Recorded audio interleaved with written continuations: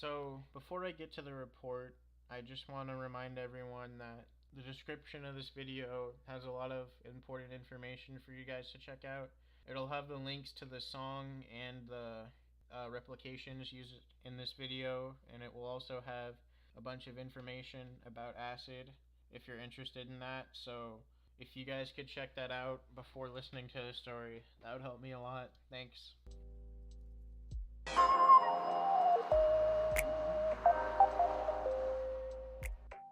So, it had been a while since the last acid sleepover, and my group of friends, Tony, Isaac, Jade, and Doug, were all planning on having a sleepover at Tony's house.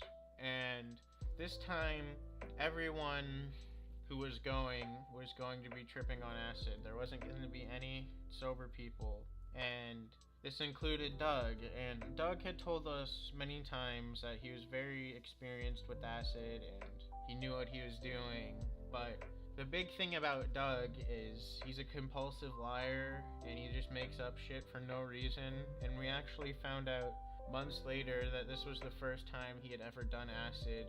And because he didn't tell us, we weren't prepared to watch him and make sure he'd be safe. But anyway, on the day of the sleepover, I got up and I packed my bag and went over to Tony's house. After everyone else got there, we hung out for a bit and we took a little bit of THC edibles. And then, to kill time, Doug and Tony were like, "Oh, we should walk to the nearby golf course." And Jade was being like really moody for no reason. She's like, there's no way I can walk that far. I'm gonna have my mom pick me up and I'll come back later when you guys are done. And I was like, you really don't need to do that. Like, I can sit here with you. I don't really want to go to the golf course either. But she just left anyway and was being kind of a bitch. But since she left, I went with them, and she was kind of right. It was a really far walk. I kind of wish she just stayed there because I was really out of breath by the time I got over there. But the edible did feel good, and I had a little bit of fun digging around at the golf course, so it wasn't like all bad. And also, I got to see Doug fucking hit Isaac in the head with a golf club, which was pretty funny. He wasn't hurt too bad or anything, but it was funny.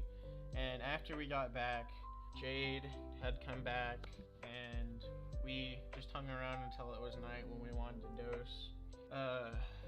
When it was time, Isaac got out the tabs and we all took them. Mine was 150 UGs because I wanted a little bit less than last time since it was kind of overwhelming, but everyone else did 140 UGs.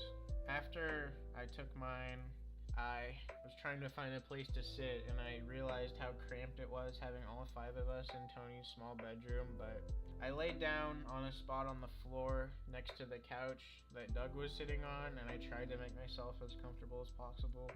I listened to some music on my phone and talked to Doug a little bit until the tab kicked in. It felt weaker than last time, and I was starting to regret taking less. And I asked Isaac if I could redose, but he said I couldn't because since acid has instant tolerance, which means as soon as you dose it, you get a tolerance, it would be a waste to redose. And on top of that, my stomach wasn't feeling very well because around this point of my life, my stomach was never feeling well. I was having issues with that all the time.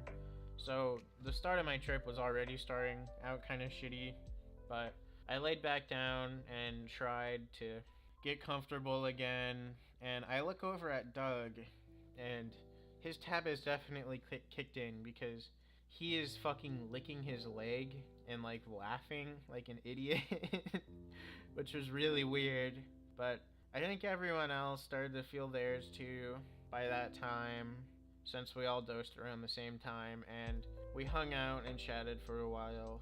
A pretty good amount of time passed without a whole lot super interesting happening, though I will talk about some events that I remember being kind of funny. The first thing is Isaac and I got into a little argument about whether the lights should be on or off, and I said I wanted to keep them on because the tab made Tony's room look really cool and I could see it better, but Isaac kept saying that it ruined everything and that we had to keep it off. And I did get some people on my side.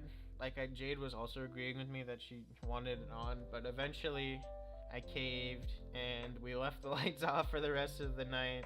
And then after that, Tony was saying something about how he wanted to go to Japan, and Isaac was like, "Yeah, that sounds really cool." So then he opened Tony's door and walked out and said he was going to Japan, and he kept doing that over and over, and it was really funny. The next thing is Tony started doing this weird acid speak thing where he would ask us if we were our names followed by INGS. So for example, he'd talk to me and he'd be like, "Are you Psilo-ings?" And later after the trip, he explained that he meant we were undergoing the acts of being ourselves. So since I'm Psilo, I'm always Psiloing just by being myself, which actually kind of makes sense. But during the trip, he wasn't explaining himself, and I just remember it being really weird and funny. And the last little event I remember is Tony was playing with Jade's fingernails, and he kept saying that he wanted to bite them, and he was like, "I'm not really gonna bite them, but I really want to bite them."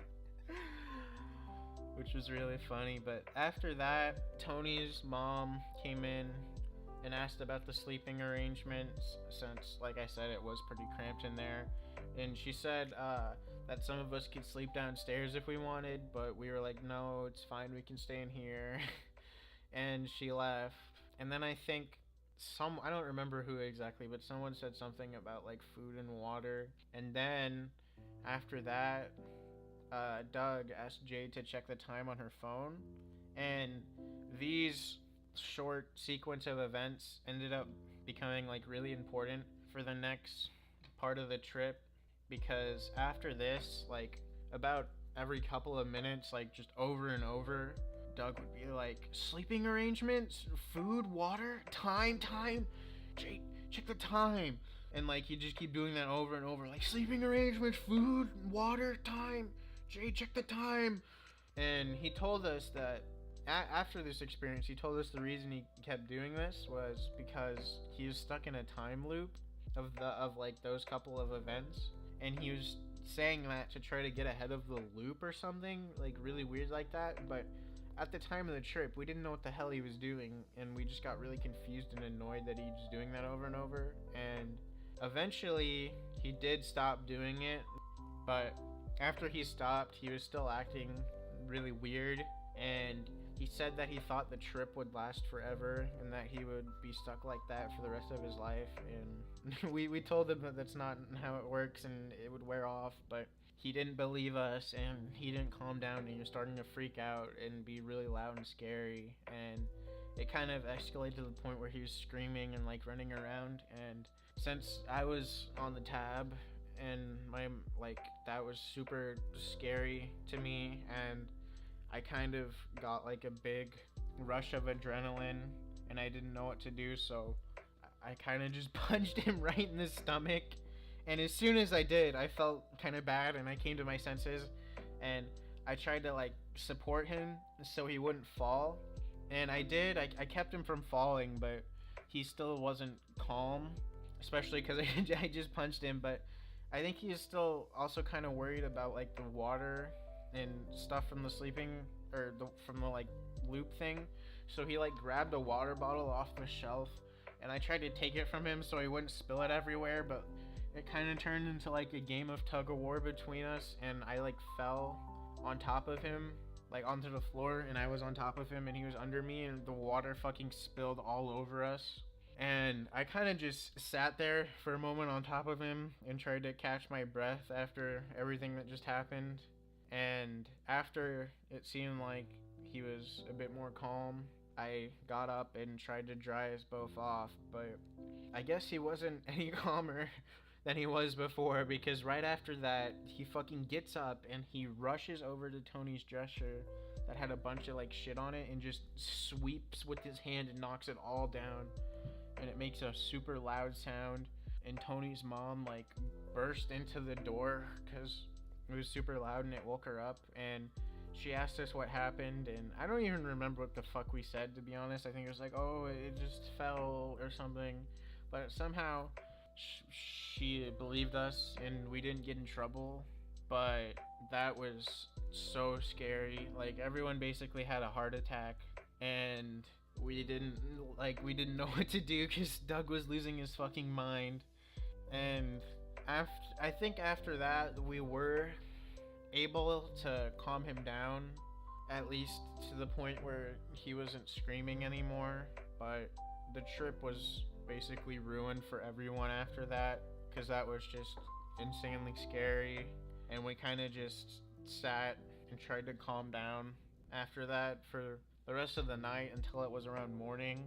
And by then, we were all starting to sober up, and Doug was acting normal. And based on how he was acting, like, and talking, it seemed like he didn't even remember that he did that, because he was acting like everything was just normal during the trip. But I talked to him a bit and watched some YouTube videos with him on Tony's bed, and then I went back down to the floor. And after that, I watched a bunch of video game donkey videos on my phone, which was actually like one of the better parts of the trip. But my phone would keep dying, and I'd have to go plug it back in next to Tony's bed. And I remember in my head, my brain would be like, "Ugh, I need the talkie man in my ear. Why isn't the talkie man in my ear anymore?" So, and then I'd have to go plug it back in, and eventually I got pissed off and gave up. But around then, it was morning anyway, and my dad had come to pick me up, and also Jade, because she talked to me about it the night before, and my dad knew that he was supposed to take her home too. But Doug just asked if he could be taken home by my dad too, which was pretty rude because he never asked about it before, and we assumed he had a ride arranged. And I was already upset with him anyway because of what happened, so it kind of just made me more pissed off. But I was like, "Yeah, you can come." And my dad dropped both of them off, and then I went home and crashed and fell asleep for a long time. Then I woke up the next day and I was fine, but it was pretty bad. For my final thoughts on this trip, I'd just like to say that I hope this doesn't scare away anyone from acid if they are interested in this.